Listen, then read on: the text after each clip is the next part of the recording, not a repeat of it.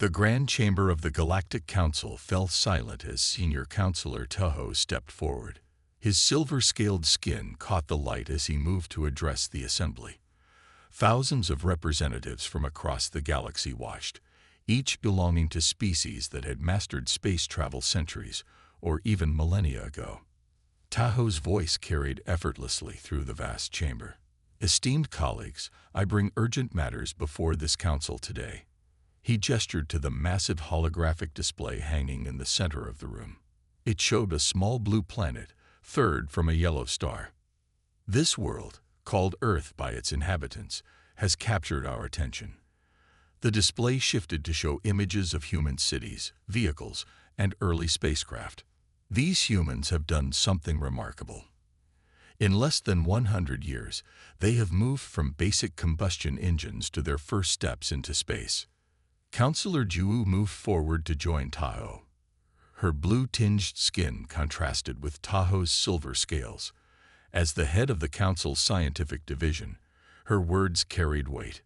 "Our research shows something unprecedented," Ju said. "These humans adapt at a rate we've never seen before. They faced countless disasters, plagues, wars, climate shifts, and each time they not only survived but emerged stronger." The display showed timelines of human technological development alongside other species. The human line rose at a steep angle compared to the gradual slopes of other civilizations. Murmurs spread through the chamber. Some counselors leaned forward with interest. Others shifted uncomfortably. A few exchanged worried glances.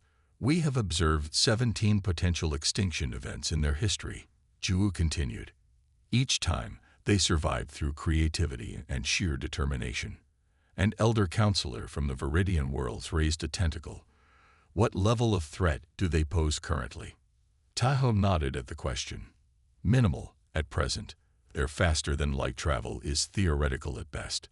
Their weapons are primitive. But—" he paused, letting his next words hang in the air. "Their development curve suggests they will reach our level within decades, not centuries." The display shifted to show human conflicts. Brief flashes of their wars appeared, primitive but devastatingly effective for their technological level. "They are unusually comfortable with violence," Tahoe noted. "Not only against other species, but against themselves. They fight constantly, yet somehow this drives their innovation, rather than destroying them." From the back of the chamber, a group of delegates sat with rigid postures. Their uniforms marked them as Draxian, a species known for their military prowess and expansionist policies. Commander Doyun, their leader, made a sound that might have been a laugh. Counselor Jiwoo noticed the reaction. "The Science Division recommends observation only. No contact for at least 50 more cycles." Tahoe nodded in agreement. "Based on all evidence, I am issuing a formal warning to all spacefaring civilizations. Avoid Earth and human-controlled territories. Their development is unpredictable, and their response to outside contact cannot be calculated with any certainty." The chamber erupted in discussion. Most counselors nodded in agreement, but the Draxian delegation remained unmoved. As the session ended, Commander Doyun gathered his officers. "The council grows more fearful with each cycle," he said quietly. "First they warn us away from the mineral-rich Centauri systems, now this insignificant world." His second-in-command, Lieutenant Kian, nodded. "Perhaps we should gather our own intelligence on these humans." "Indeed," Doyun replied. "The High Commander will want to hear about this personally." Later, aboard the massive Draxian command vessel orbiting a distant moon, High Commander Sunwoo reviewed the Council's warning. His quarters were sparse and military, with only a few trophies from conquered worlds as decoration.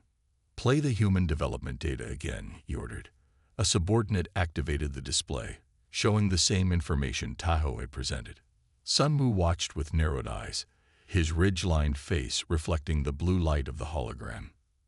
"And their military capabilities?" he asked. Doyun stepped forward. "Primitive, High Commander. Nuclear weapons, but no planetary shields. Early space stations, but no defensive grid. They haven't even united their planet under a single government." Sun Wu made a dismissive gesture. The council sees ghosts where there are none. They'd grown soft with peace. He walked around the display, studying the image of Earth. This world sits on the edge of 3 major transit lanes. Its position alone makes it valuable. The council's warning was quite specific, sir, Doyan said carefully. They seemed genuinely concerned about these humans. Sun Wu's laugh was harsh. Primitive apes with rockets, nothing more. The Viridians warned us away from the Arcturus system with similar fear-mongering. We took it anyway. And now it's the jewel of our eastern territories. He zoomed in on images of human cities. Look at them. Divided. Chaotic. Fighting constantly over resources they don't know how to properly use. A cruel smile crossed his face. They'll make excellent additions to our labor force. Their planet will serve as an important outpost. Doyan hesitated. Something about the data troubled him. Sir, perhaps we should consider additional surveillance before the expansion proceeds as planned. Sun Wu interrupted, his voice suddenly hard. The council grows weak with age. They see threats in shadows. We are the Draxian Empire. We take what we need. He turned to his bridge officers. Prepare 3 scout vessels. I want detailed scans of their defenses, resource concentrations, and population centers. And if we're detected, sir? Asked a junior officer. Sun Wu's face hardened. These humans have barely left their atmosphere. They cannot detect our cloaking technology. What if the council discovers our operations? Doyan asked. By the time they learn of it, we will present them with a completed annexation. Sun Wu replied. As always, forgiveness is easier to obtain than permission.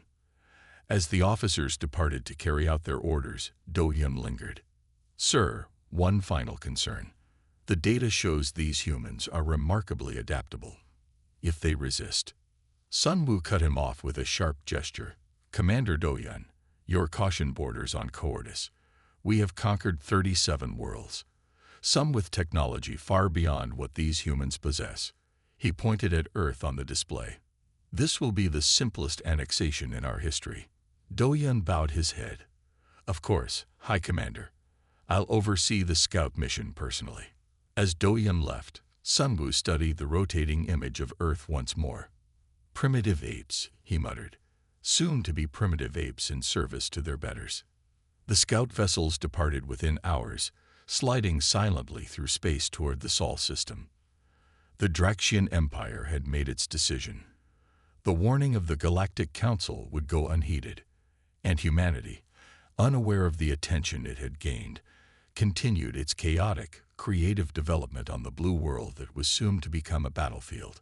The 3 Draxian scout ships glided silently into the Sol system, staying far from the typical shipping lanes. Their hulls, covered in light-absorbing material, appeared as nothing more than moving shadows against the backdrop of space. Each vessel carried a complement of 20 crew members and advanced scanning equipment. Maintain cloaking protocols, Commander Doyan ordered from the lead ship. These humans have primitive detection systems. They won't know we're here. The ships moved past the gas giants first, taking readings of planetary compositions and potential resource deposits.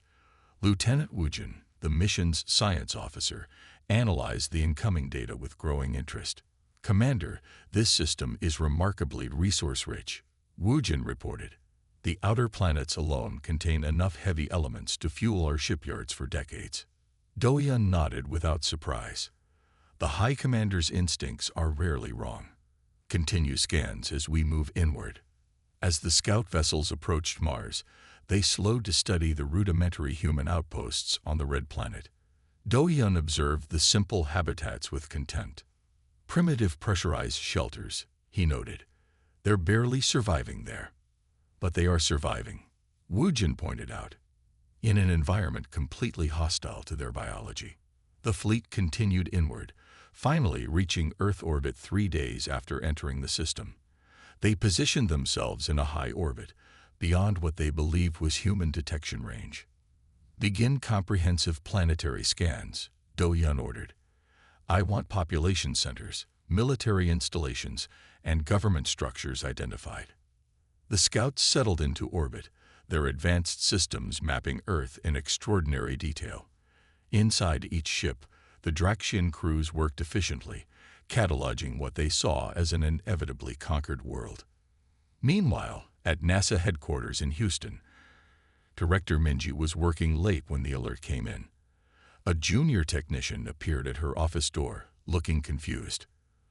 "Director, I think you should see this," he said, holding out a tablet.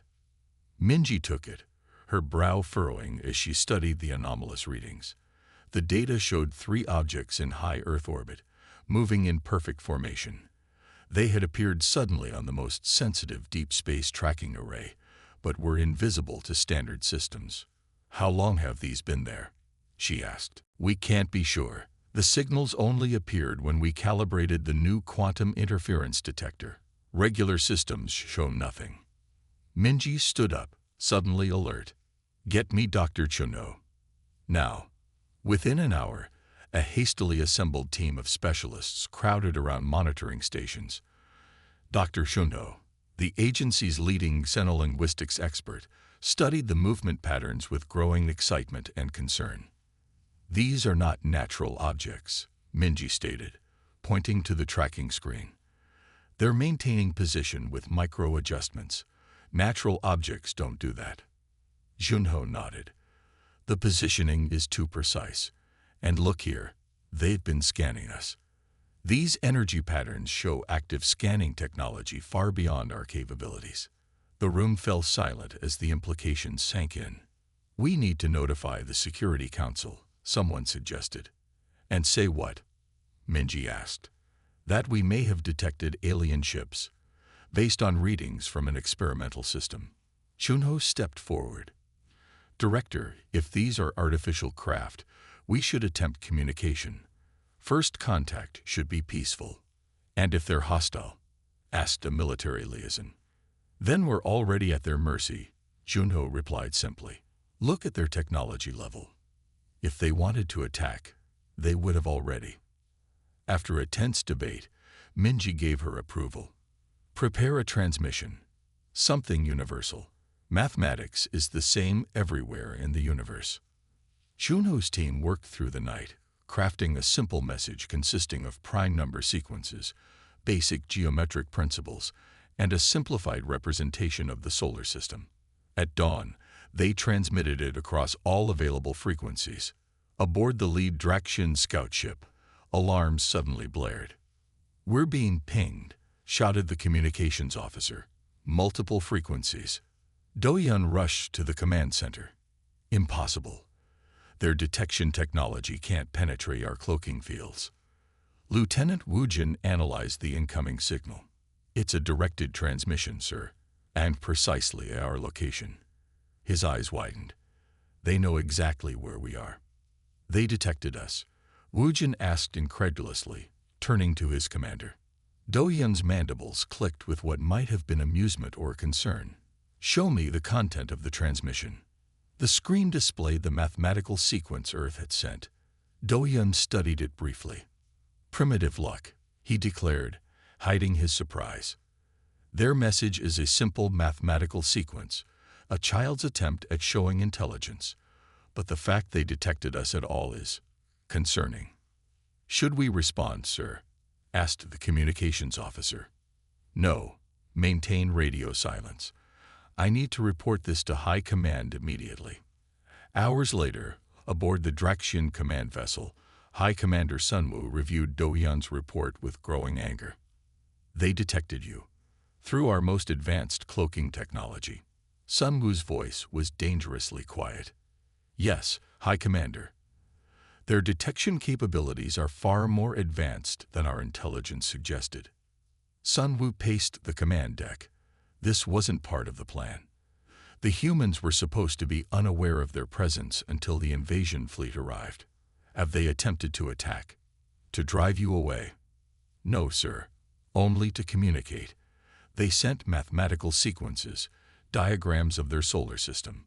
Sunwoo's eyes narrowed. "They're revealing their knowledge to us." "Foolish." He considered the situation for a moment.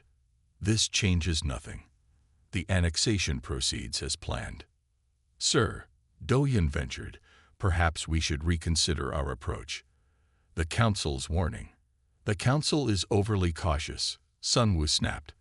These humans have detected you, yes, but what weapons do they have that could threaten our ships? Their most advanced firearms would barely scratch our hulls. Sunwoo turned to his tactical officer. The humans need to understand their place. Show them the consequence of their presumption. Target one of their orbital stations, something small, but meaningful.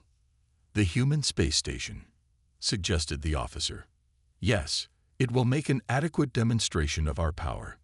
No survivors.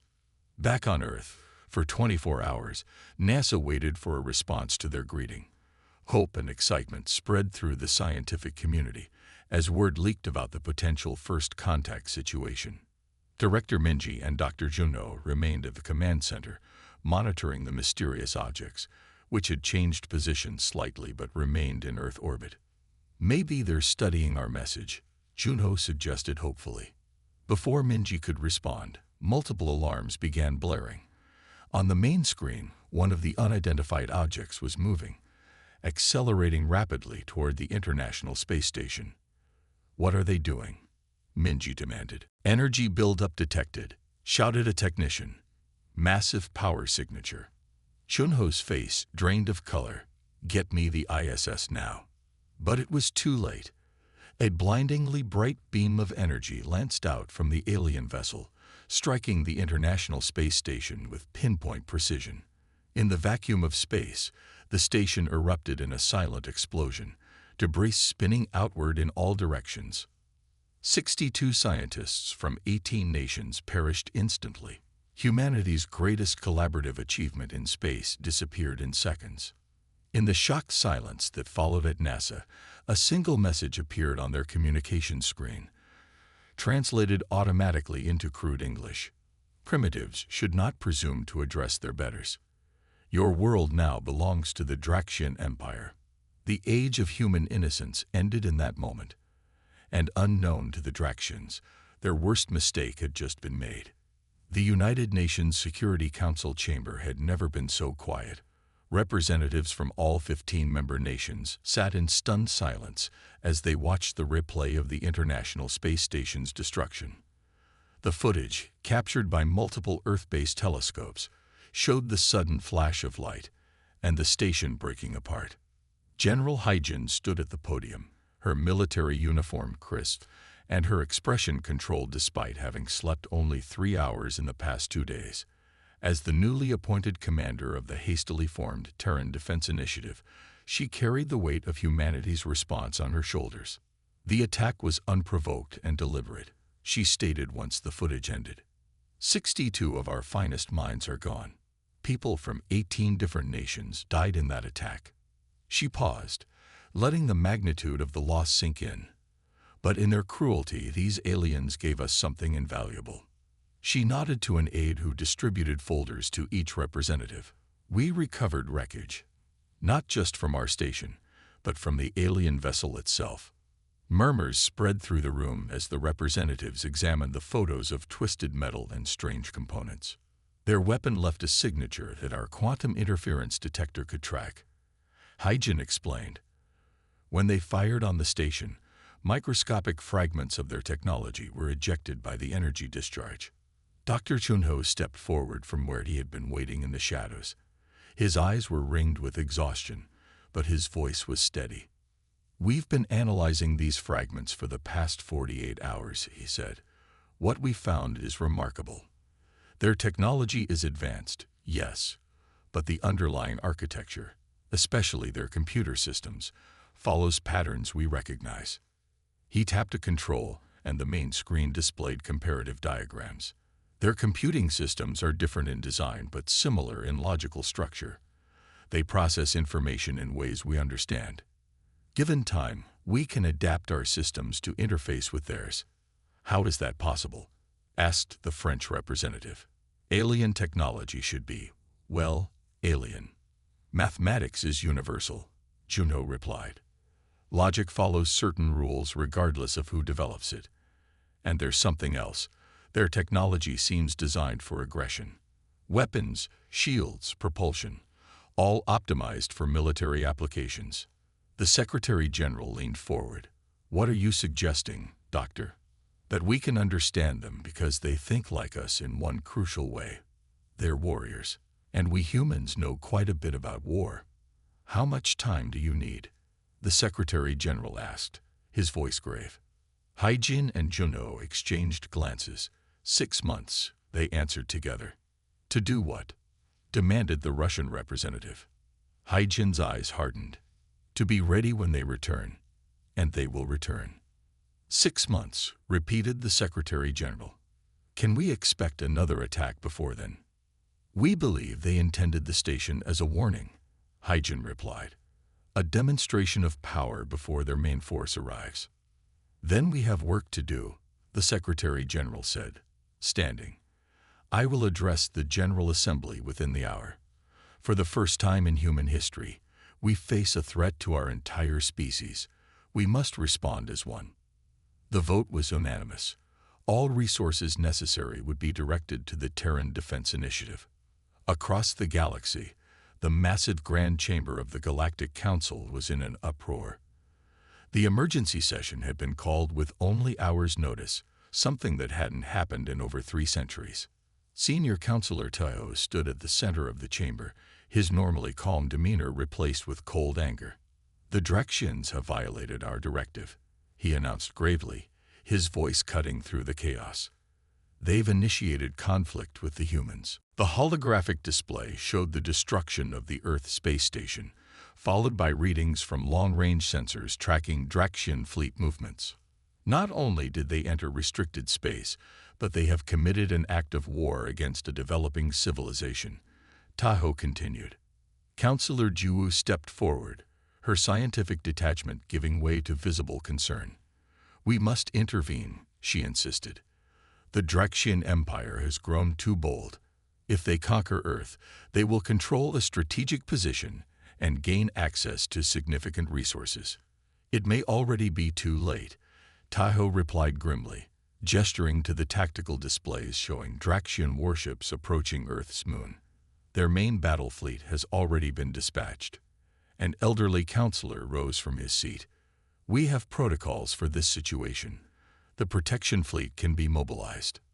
"The nearest protection fleet vessel is 3 weeks away at maximum speed," Tahoe interrupted. "The Draxians will have established orbital dominance by then." The council erupted in argument again. Some advocated immediate military action, others suggested diplomatic pressure, and a few even proposed abandoning the humans to their fate. Tahoe silenced them with a raised hand. "We warned the Draxians. They chose to ignore us. Now we must decide. Do we enforce our edicts with force, or do we allow them to be ignored without consequence?" Meanwhile, in the Sol system, a fleet of 15 Draxian warships approached the Earth's moon. Their massive hulls dwarfed any vessel humans had ever constructed. On the command deck of the flagship, High Commander Sunwoo studied the tactical display with satisfaction. "The lunar colony will fall within hours. From there, we can launch the main invasion of Earth." Commander Doyun reviewed the intelligence reports. "The colony appears minimally defended, sir. Our scans show perhaps 300 humans with basic weapons and environment suits. They have some mining equipment that could be repurposed for defense, but nothing that could threaten our ships." "Begin the attack," Sunwoo ordered. "I want the colony intact.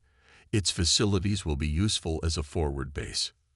The Draxian fleet moved into position, spreading out to surround the small lunar outpost. Their weapons systems powered up, charging for what they expected to be a brief demonstration of force before the humans surrendered. On the surface of the moon, inside the reinforced bunker beneath the main colony dome, General Haijin watched the approaching fleet on a monitor. Beside her, Dr. Juno made final adjustments to an array of hastily assembled equipment. "They're in position," Haijin observed, "just as we predicted." Shunho nodded, his fingers flying over the controls. "The targeting system is locked. Power level stable." He looked up at her. "This is our only test. If it fails, it won't, Hyjin said with quiet confidence. Humanity doesn't have the luxury of failure today. She picked up a secure communicator. All personnel. Final warning. Brace for possible structural damage. She turned to Junho. Fire when ready, Doctor. Junho pressed a sequence of commands. Deep beneath the lunar surface, a device cobbled together from alien fragments and human ingenuity hummed to life. Aboard the lead Draxian vessel, Commander Do-yun was preparing to issue the ultimatum to the lunar colony when an alarm sounded. Energy spike detected, shouted the sensor officer. Massive power buildup from the lunar surface.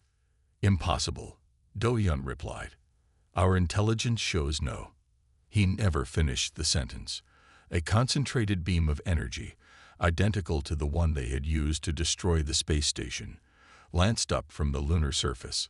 It struck the lead vessel with pinpoint precision, slicing through its hull as if it were paper. Shields failing, shouted the tactical officer as the ship shuddered violently. Hull breach on decks 3 through 7. Impossible, Do-yun shouted as warning alarms blared throughout the ship. That's Draxian technology. In the chaos that followed, 3 more Draxian ships were struck before the fleet could scatter and regroup. The lunar surface, which had appeared defenseless, now bristled with energy signatures their sensors hadn't detected until it was too late. From his command vessel, safely distant from the battle, High Commander Sunwoo watched in disbelief as his invasion force fell into disarray. How? He demanded of his terrified officers. How did primitive humans acquire Draxian defense technology? No one had an answer.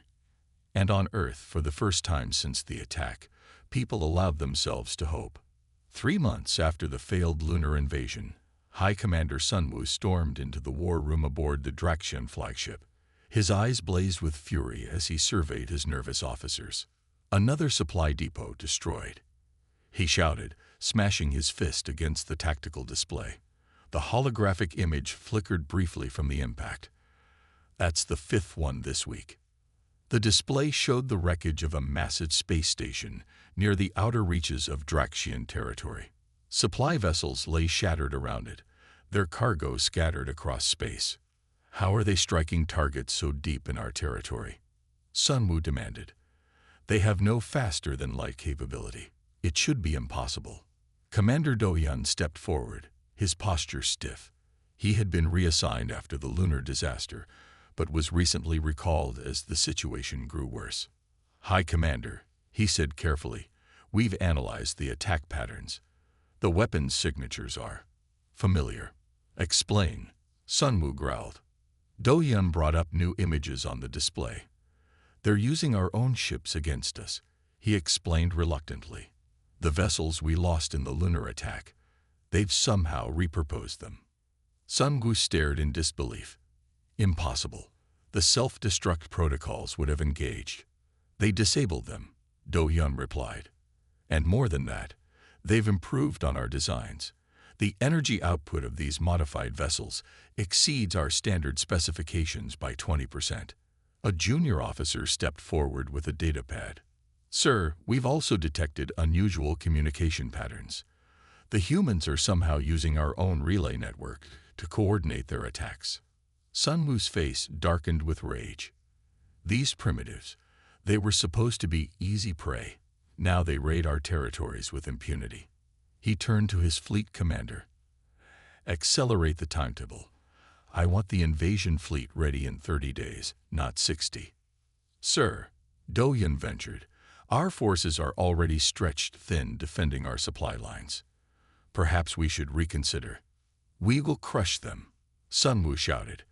I will not be defeated by apes who only discovered electricity a few centuries ago.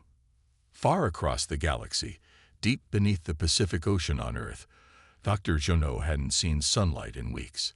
The classified facility, built inside a massive underwater cave system, housed thousands of scientists and engineers working around the clock. Junho stared at his computer screen, his eyes red from exhaustion. The code displayed there was a curious mixture of human programming language and the alien symbols they deciphered from captured Draxian technology. "Run the simulation again," he told his team. "We need to be certain." The massive display wall showed a virtual model of Draxian ships, their systems represented by flowing lines of energy and data. A small red dot, the virus they'd created, moved through these systems, multiplying and spreading. "Simulation complete," announced a young programmer, 98% success rate. "Their systems are completely vulnerable to the infiltration." Juno allowed himself a small smile as he turned to face General Hyjin, who had just entered the lab. "The virus is ready," he announced. "Once deployed, it will infiltrate their navigation systems. Their fleet will be blind." Hyjin studied the simulation results. In just 3 months, humanity had not only reverse-engineered alien technology, but had found its weaknesses. The Draxians' overconfidence had led them to neglect basic security protocols that even Earth's systems would have caught. "Will they be able to counter it?" she asked. "Not quickly," Juno replied. "The virus is designed to evolve as they try to fight it. We've incorporated principles from our most advanced AI systems." Hyjin nodded. "Our captured ships are in position near their communication relay stations. Once we upload the virus, it will spread through their entire network." She looked around at the tired but determined faces of the team. 3 months ago, these people had been theoretical physicists, software engineers, and cryptographers working on peaceful projects. Now they were soldiers in a different kind of war. "Deploy it," she ordered without hesitation. Chunho's fingers moved across the keyboard, initiating the sequence they had rehearsed dozens of times. "Transmission commencing. Virus deployment in 5, 4, 3, 2, 1.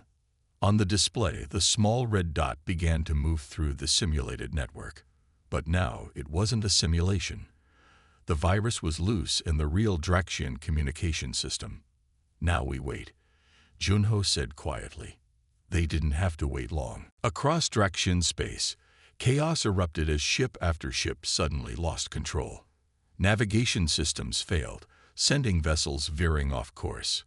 Communication arrays broadcast gibberish.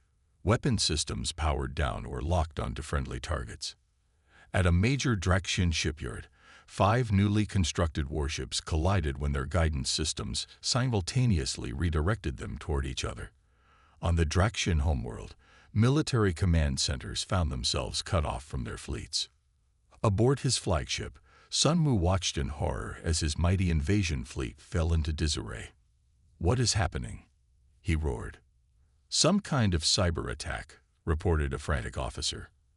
"Our systems are being corrupted by code we can't understand or counteract. Isolate the affected ships," Sunmu ordered.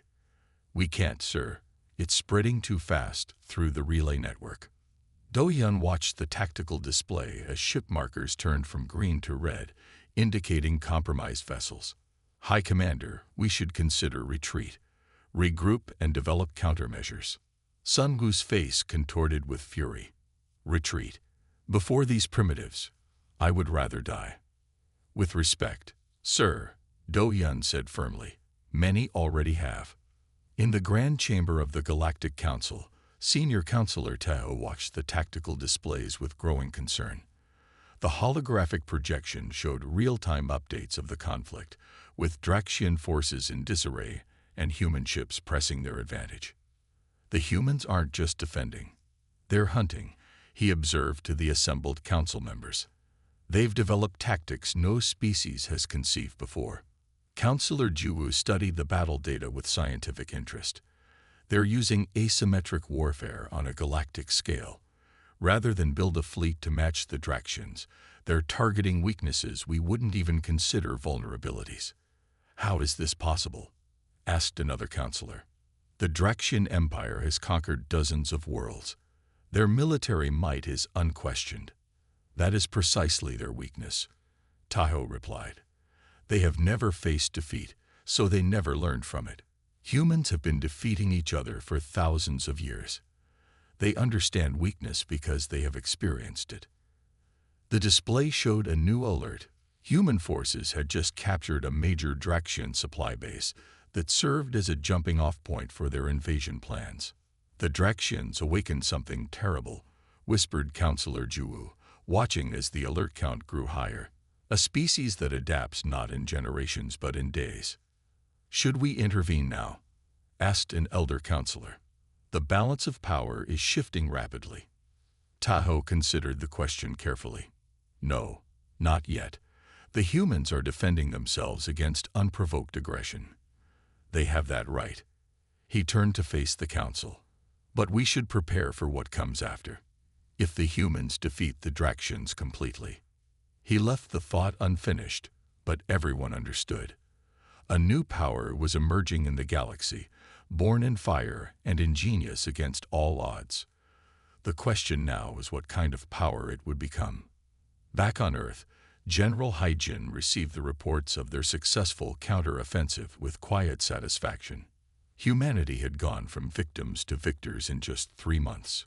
But as she looked over the plans for their next move, she knew this was just the beginning.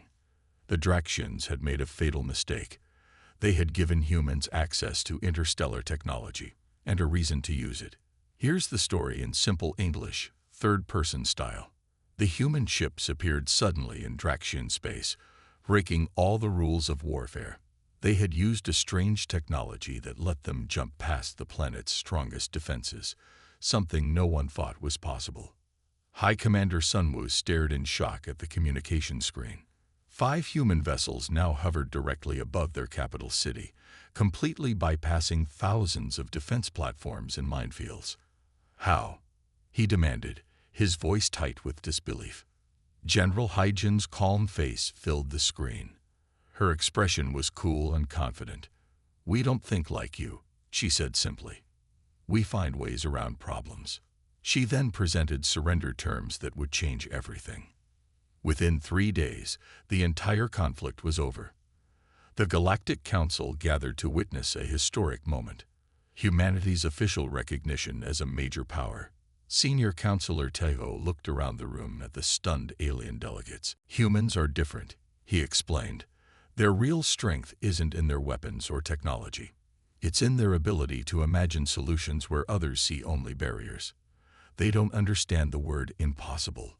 As human representatives walked into the Grand Chamber for the first time, every alien species watched with a mix of respect and nervousness. Something fundamental had shifted in the galaxy's understanding of power and potential.